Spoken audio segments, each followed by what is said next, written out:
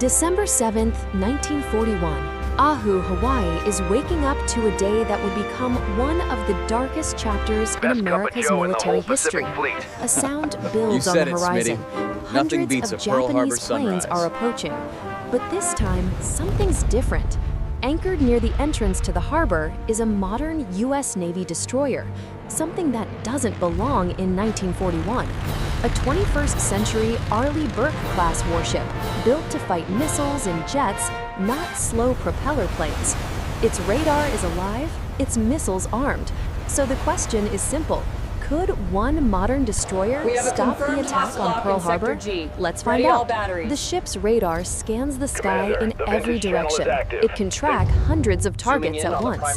Inside, a crew of more than 300 sailors operate digital consoles, surrounded by the crackle of 1940s radio chatter. Then, just after 7:40 a.m., the first radar contacts appear. The destroyer picks up high-flying formations, Japanese level bombers over 60 miles away. But the low-flying torpedo planes skimming just above the water stay hidden behind Oahu's hills until they're much closer, only about 12 to 15 miles out. That gives the crew just a few minutes to react. It's not much time, but it's enough. That's exactly the kind of situation this ship's Aegis combat system was designed for. As soon as the target is confirmed hostile, it can launch missiles within seconds. The destroyer's vertical launch system holds 96 missile cells. In a realistic loadout, about 40 of them carry long-range SM-2 or SM-6 missiles for shooting down distant aircraft. Another 16 are loaded with ESSMs, short-range Sea Sparrow missiles for nearby threats. A few more hold ham interceptors, the ship's final layer of defense against anything that gets too close. The destroyer also carries backup weapons, a 20mm Phalang Gatling gun that fires 4,500 rounds per minute, and a 5-inch deck gun that launches airburst shells designed to explode near their targets. But this is what's coming. The first Japanese wave, 183 planes, mixes torpedo bombers, dive bombers, level bombers, and fighter escorts. They're slow by modern standards, about 200 miles per hour. Torpedo planes have to fly low and straight for several seconds to line up a drop. Level bombers must fly steady to aim. That worked against 1941 anti-aircraft guns. It doesn't against radar-guided missiles traveling 3 times the speed of sound. At 7:45, the destroyer fixes its first targets, high-altitude bombers approaching from the north. The order comes down. Weapons fire. Dozens of SM-2 missiles shoot from their launch cells, climbing, turning, and locking onto targets. The Japanese bombers have no radar warning systems, no flares, and no countermeasures. Nothing to tell them they're being hunted. Seconds later, explosions tear through their formations. Some planes disappear mid-air. Others spiral down, trailing smoke over the hills. In under a minute, nearly half of the 49 high-sol bombers are gone before they can release a single bomb. Then the low attackers appear. Torpedo bombers fly just above the water, heading straight for Battleship Row, the line of U.S. battleships stationed along Fort Island.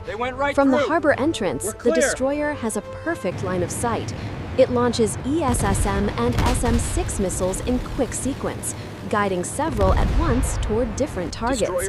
One by one, the torpedo planes explode over the bay, destroyed before they can release their payloads. Where dozens of planes once made torpedo runs, now only a few, maybe 5 or 6, survive long enough to drop. And even those drops are rushed and poorly aimed. Instead of precise torpedo hits tearing through battleships, the harbor is filled with splashes, missed strikes, and crashing planes. A few wrecks slam into parked aircraft or docks, but nothing close to the scale of devastation seen in real history. Then come the dive bombers, the ID-3A Val types. These are tougher targets. They start high, dive almost straight down, and release their bombs low, giving defenders only a few seconds to react. Wave 1 neutralized. The destroyer waits until the bombers finish their dives, then fires as they pull up to climb away. Missiles lock onto their hot engines and detonate in midair.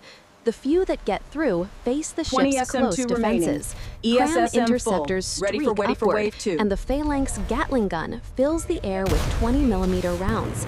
Any bomber that turns toward the destroyer is torn apart before it can release its bomb. By the end of the first wave, the destroyer has fired around 35 to 40 missiles and shot down between 25 and 40 aircraft, most of them bombers. Then comes a short pause. Smoke drifts across the harbor. The element of surprise is gone. By 8:15 a.m., a few P-40 Warhawk fighters are already in the air, and the destroyer still has plenty of firepower, around 20 to 25 long-range missiles and most of its short-range defenses ready to go.